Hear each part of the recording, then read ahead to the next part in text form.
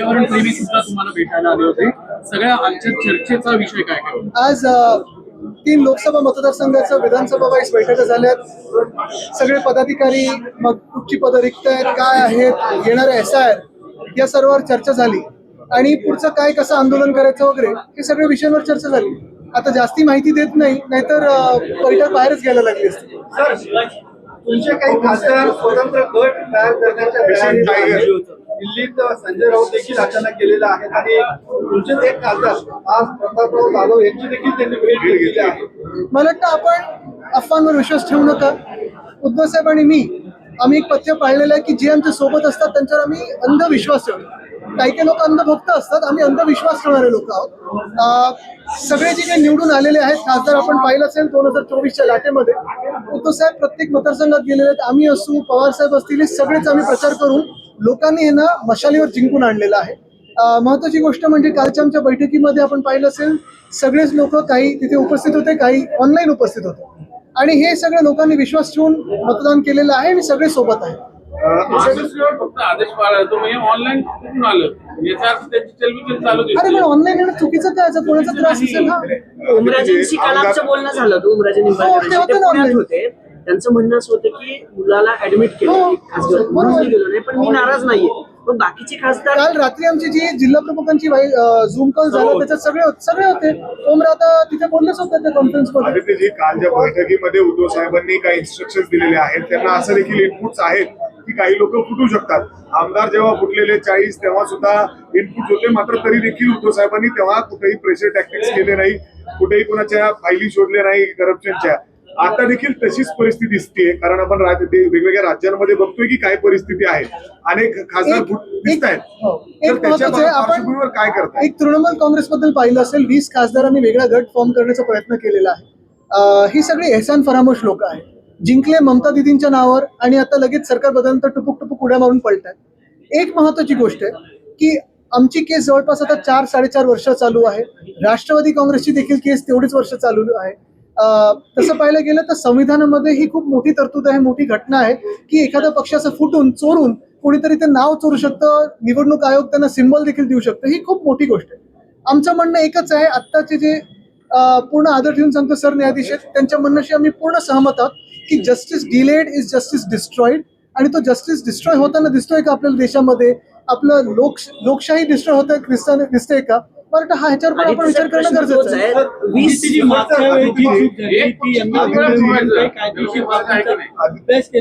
मला वाटतं मागच्या वेळी जी चूक झाली आपण पाहत असाल, रिव्हरफ्रंट डेव्हलपमेंटचा प्रोजेक्ट जो होता तो आपण विश्वास ठेवून लोकांनी पुढे जाऊ दिला. आता ती चूक दिसते. तर आता रिव्हरफ्रंट डेव्हलपमेंटवर आता आमची चर्चा झाली. एम्प्रेस गार्डन मध्ये घुसण्याचा प्रयत्न आहे त्याच्यावर आमची चर्चा झाली. बेताल टेकडीवर आमची चर्चा झाली. हे सगळं मला वाटतं आपण एका विषयावर जास्ती चिकटून न राहता, ऐका ना, मला तर बोलू द्या, पूर्ण तर बोलू द्या. महत्वाची गोष्ट एकच आहे की ह्या एका राजकीय गोष्टीवर चिकटून न राहता महाराष्ट्रात अनेक विषय आहेत, देशात अनेक विषय आहेत आणि त्याच्यावर पण आपण चर्चा करणं गरजेचं आहे. कृपाल तुमाने यांनी देखील दावा केलाय की तुमचे 7 खासदार त्यांच्या संपर्कात आहेत. पावसाळी अधिवेशन त्यांचं ऑपरेशन टायगर हे पूर्ण होईल असा कृपाल तुमानेजींना सांगा परत निवडणूक लढवून दाखवा आणि जिंकून दाखवा. मला वाटतं त्याच्यात जायचं नाही. मला ते कसे त्यावेळी पण जिंकलेत, कसा आम्ही प्रचार केला वगैरे त्याच्यात जायचं नाहीये. मुद्दा हाच आहे. मी तुम्हाला सांगतोय या राजकीय घडामोडी ज्या आहेत, पक्ष तोडण्याच्या, पक्ष फोडण्याच्या, कोण कुठे उड्या मारतंय, कोण काय होतंय, हे देशात सगळीकडे चालू आहे. बरोबर आहे. 2/3 मेजॉरिटी प्राप्त करण्याचा भाजपचा प्रयत्न आहे, पण ते पुढे गेल्यानंतर काय काय होणार आहे? प्रेस फ्रीडम मध्ये आपण आता कुठे आहोत? डेमोक्रेसीमध्ये कुठे आहोत? आपण जगातली सर्वात मोठी लोकशाही होतो आता आहे असं वाटत नाहीये. आणि देशात एका बाजूला जर आपण नुसतं ही राजकीय चर्चा बोलत राहिलो आणि लोकांच्या विषयावर चर्चा नाही केली तर लोक आम्हाला निर्लज्ज समजतील. आज वाढतंय ते महागाई वाढत आहे.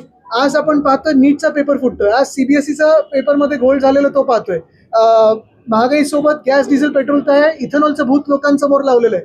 आता हे करत असताना जर आम्ही नुसतं राजकीय बोलत राहिलो तर लोक बोलतील आम्ही तुम्हाला तरी मतदान करतो. सर लोकांनाच हा प्रश्न पडलाय 2022 मध्ये आमच्याशी डायरेक्टली पण बोलतात. अभी बिबकेला देखील राजस्थानमध्ये आता धक्काबुक्की मारहाण झाली. त्याच्यावर मला थोडी माहिती घ्यायला लागेल कोणी काय केलं, पण जे कोण त्यांना घाबरतात किंवा जेन्झीला घाबरतात तेच असं काही. शेतकरी कर्जमाफीचा प्रश्न आहे साहेब. रोहित पवारांनी 4 दिवस जवळपास आंदोलन केलं. काल गिरीश महाजन स्वतः गेले. अटी ज्या आहेत त्या कमी करून, निकष कमी करून कर्जमाफी, तुम्हाला वाटते हे सरकार कर्जमाफी करेल येणाऱ्या 31 तारखेपर्यंत? आपण दोन फरक पहा.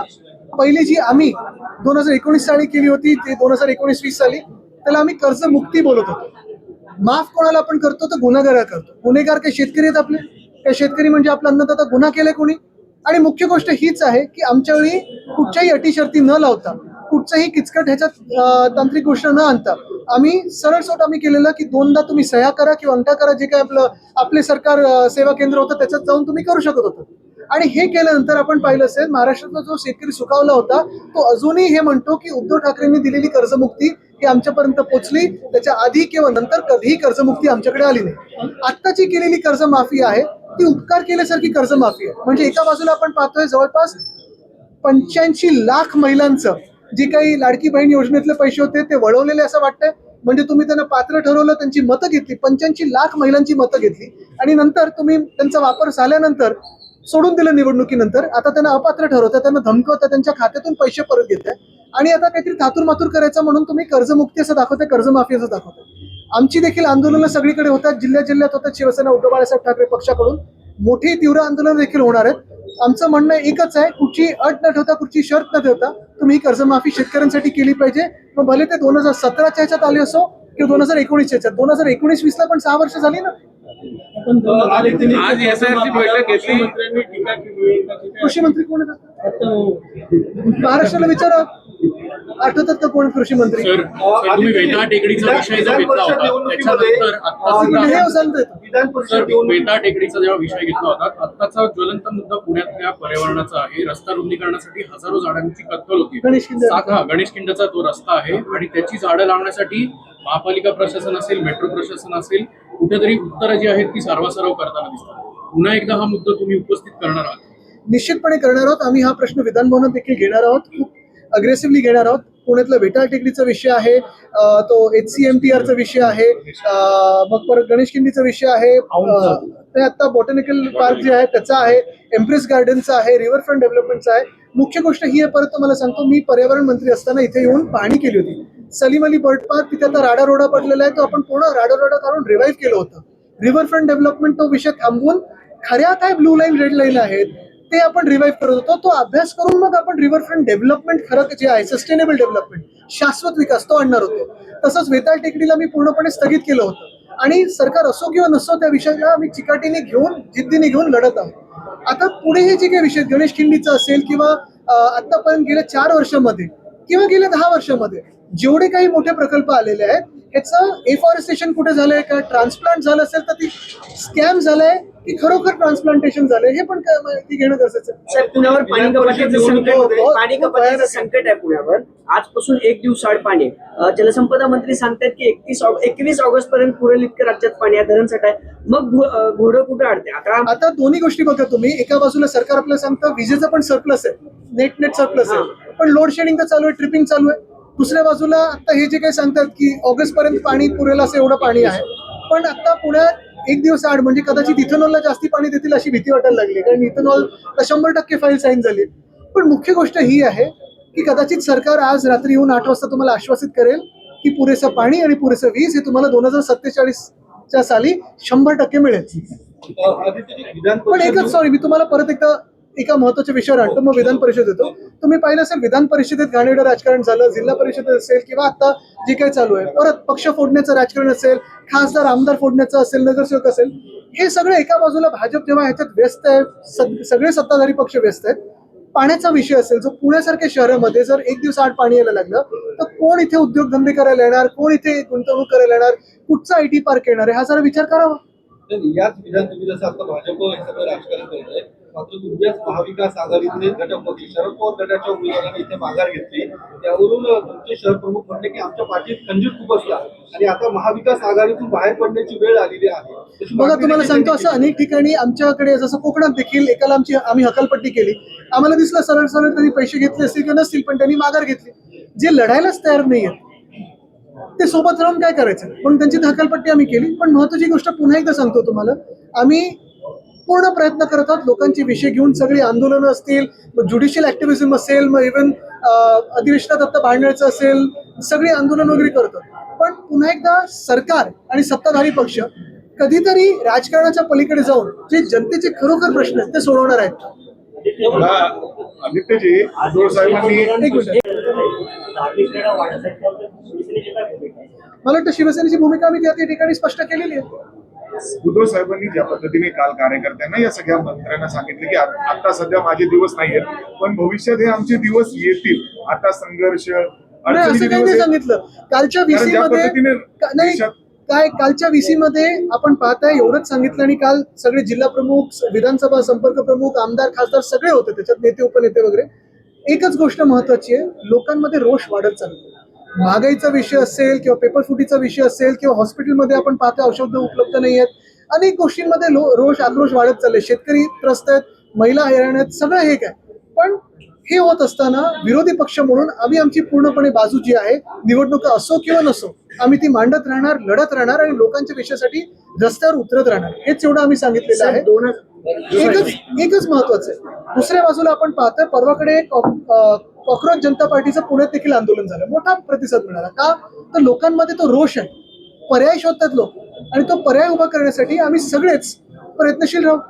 2022 याच वेळी- प्रतिसाद भेटतो तसा महाराष्ट्रातल्या विरोधी पक्षांना कुठल्याही आंदोलनात भेटत नाही. म्हणजे रोहित पवार एकटे आंदोलनाला बसले, त्याच्यानंतर सगळे पाठिंबा देतात. जर एकत्रच रस्त्यावर उतरले असते तर त्याचा आता हे थोडं planning- हे काय- काय विधान परिषदेवेळेस सुद्धा तुम्ही म्हणला जे लढणार नाही त्यांना ठेवून काय फायदा. मात्र विरोधी युतीसोबतचे पक्ष आहेत, राष्ट्रवादी, काँग्रेस, इतर वेळी मॅनेज होत असले. बघा याच्यातून तुम्हाला मी राजकीय वक्तव्य करणार नाही, पण एकच सांगतो, अर्थात कोऑर्डिनेशन हे वाढत राहील आणि कोऑर्डिनेशन आम्ही करणार. सर, ही चेंज जर बघितली ना, 2022 मध्ये आपण सगळं बघितलं होतं. 2022 मध्ये आपल्यासोबत जे झालं, आता ते पुन्हा ऑपरेशन टायगरची चर्चा. अरे पण सर, ऐका ना, आता हे operation tiger, operation lotus, operation leopard, नाही, ऑपरेशन प्रश्न- मंकी हा. जे काय करायचं ना, ह्याच्यात मला जायचं नाहीये. अफवांवर मी विश्वास ठेवत माझा नाही. प्रश्न थोडा वेगळा होता साहेब. आता पण माझं उत्तरच राहणार. टीएमसीचे 20 खासदार, आता एक खासदार असणाऱ्या पार्टीत ते विलीन होत आहेत आणि मग त्यांचा पक्ष. हे सगळं जे राजकारण चालू आहे, हे सगळं लोकशाहीला घातक आहे असं तुम्हाला वाटतं का? लोकशाही राहिली कुठे? लोकशाही संपलेली आहे. आणि म्हणून मी मगाशी जे म्हणालो ना, आम्हाला जर वेळेत न्याय मिळाला असता तर हे झालं नसतं.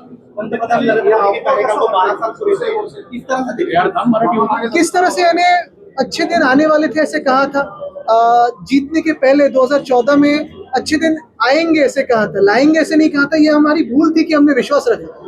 अच्छे दिन आएंगे ऐसे ही आ नहीं सकते. तभी तो बात की थी, भविष्य की थी. अभी बात हो रही है भूतकाल की हो रही है. 60 साल पहले, 70 साल पहले नेहरू जी ने ठीक किया था क्या? सावरकर जी ने ठीक किया था क्या? सरदार पटेल जी होते तो? ये सारी अगर मगर की बातें हो रही है. लेकिन अगर आप देखें तो आज जियो पॉलिटिकली दुनिया भर में जो हमारा एक आवाज था, वो आवाज बंद हो गया है. देश में भी अगर आप देखें तो महंगाई पे हो या कुछ भी हो, ये सारी चीजें छोड़ के सब पे मन की बात हो रही है.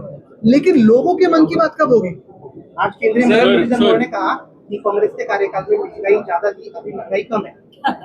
वो शायद शीर्षासन कर रहे होंगे और तब उनको सब उल्टा दिखा होगा. सर, मुद्दा असा आहे, बाळासाहेबांच्या काळात कुठला आमदार खासदार फुटला तर शिवसैनिक त्याला रस्त्यावर ठोकून करायचे. आता जाऊ दे ना, जर तर मध्ये जर आता असेल ना, बरेच लोकं सर, सरकारने मी- अभी तक कर्जमाफी नहीं तुम्ही हाती घ्या, आम्ही सगळे तुमच्या सोबत येऊ. सरकार ने अभी तक कर्जमाफी नहीं दी. बहुत सारे निकष भी लगाए.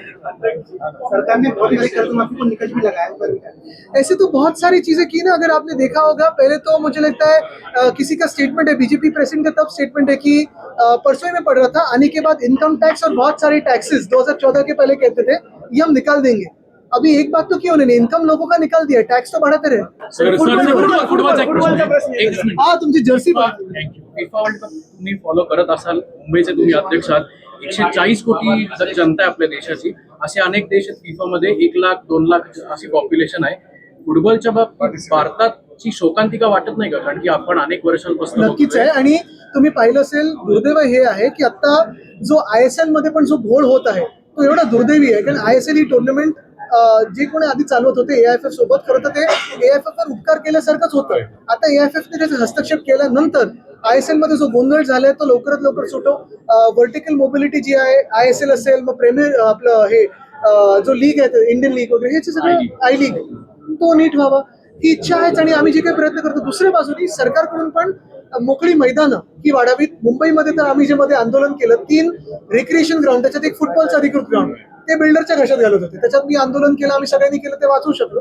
हे मातीची मैदानं वाचावीत, टर्फ वगैरे नंतर पहिली मोकळी मातीची मैदानं वाचावीत.